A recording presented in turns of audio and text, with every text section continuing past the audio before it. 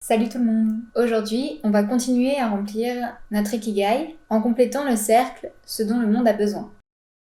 Ce cercle met en lumière notre besoin de trouver du sens et de se sentir utile. Il permet de s'interroger sur comment je peux mettre mes talents, mes passions, mon job au service des autres. On ne parle pas de sauver le monde, juste d'apporter sa contribution à son échelle, ce qui est déjà énorme en soi. D'ailleurs, ça me fait penser à la légende du colibri. Elle a été reprise par le mouvement Les Colibris, que je vous invite à aller voir sur internet. Un jour, dit la légende, il y eut un immense feu dans la forêt. Tous les animaux, terrifiés, observaient impuissants le désastre. Seul le petit colibri s'activait. Il allait chercher quelques gouttes avec son bec pour les jeter sur le feu. Au bout d'un moment, le tatou, agacé par cette agitation dérisoire, lui dit « Colibri, tu n'es pas fou? Ce n'est pas avec ces quelques gouttes d'eau que tu vas éteindre le feu. » Et le colibri lui répondit « Je sais, mais je fais ma part. » Voilà, c'est simplement pour vous expliquer qu'aucune contribution n'est vaine. Au contraire, elle est nécessaire quelle que soit l'échelle. Quand on dit ce dont le monde a besoin, le monde, ça peut représenter plein de choses. La Terre, la planète, la nature, la société, notre entourage. Mais la question qui compte, c'est que puis-je apporter? Pour ça, on va identifier ce qui vous tient à cœur,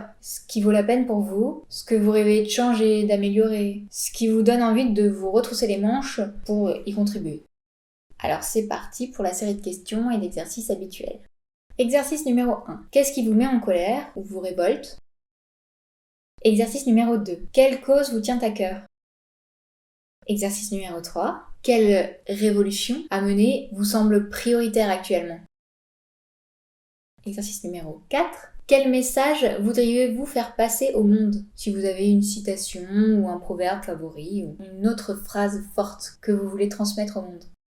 Et il faut savoir que tous les gestes comptent et tout ce que vous faites tout au long de votre quotidien parle pour vous. Alors, exercice 5. Listez ce dont votre entourage aurait besoin et que vous seriez en mesure de lui apporter. Une fois de plus, prenez conscience du fil conducteur, du point commun de ce qui relie toutes vos réponses. Et si vous avez plusieurs points communs, notez-les en essayant de les classer par ordre d'importance. Et voilà, vos 4 cercles sont remplis. On se retrouve demain pour compléter les intersections de tous ces cercles, pour trouver enfin votre Ikigai. À demain!